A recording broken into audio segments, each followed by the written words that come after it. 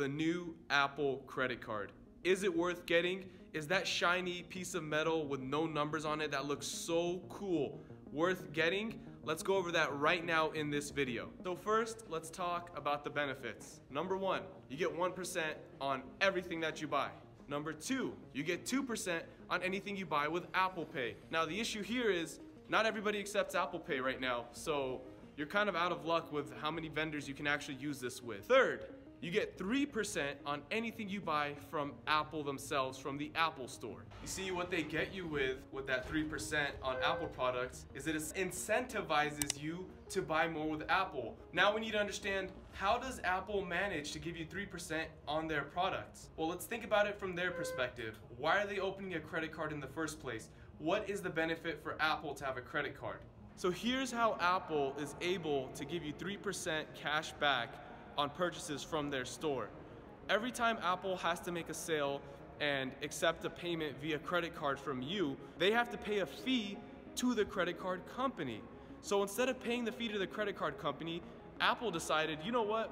We have so much money, we can be our own bank. Let's start our own credit card. And now Goldman Sachs is backing them, and they have their own credit card, and they pay much less in fees than they would if you bought it with a normal regular credit card that you have now. So that's the reason why they're giving you 3% on Apple cash back. Now here's my issue, okay? I'm not against this credit card necessarily, but personally, this card is not for me, because if you want cash back, I think the best card for that is a Citi double cash card. You get 2% on every purchase, no hassle, no Apple Pay, no loops and holes. You just always get 2%. It's simple, you don't have to think about it. That's one of my favorite credit cards. Also, if you really want the most cash back, then you would go with something that gives you 5% on revolving quarters. Sometimes it's on gas, sometimes it's on groceries. Depending on which credit card, you'd probably get all the credit cards, and then you'd put post-it notes and do all this work. But personally, I don't think that's even worth it. Like, you're gonna spend all that time. It could be if you're a big shopper, you have a big family or something, you spend a lot of money,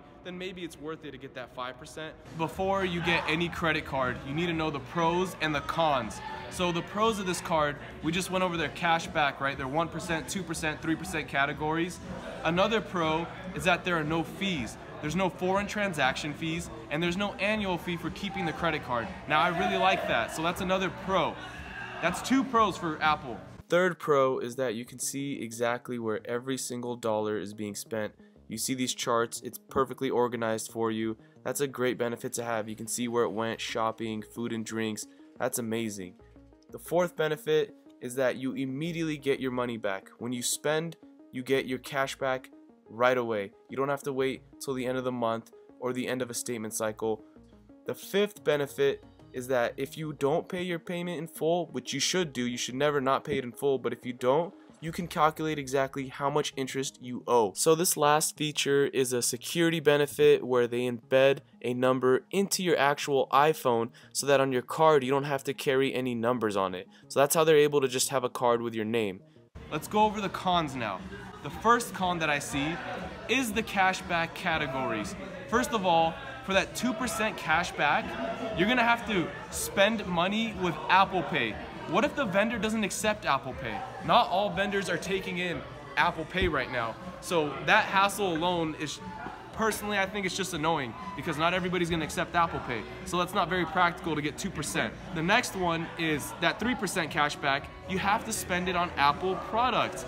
I see that as a con because now you're more incentivized to buy Apple products only, and they're turning into a monopoly, which this is great for Apple on Apple's side. The second con I see is that there's no sign-up bonus. Most credit cards will give you a sign-up bonus. Why? Because they're saving billions of dollars by you using their credit card. Think about the fee. Anywhere from 1 to 3% that Visa, MasterCard is charging Apple when you buy something. Now that you use their credit card, they don't have to pay that fee. And think about their revenue every single year. Just that small percentage is in the billions already because Apple's making so much money. So that money they're saving, in order to pass it on to you,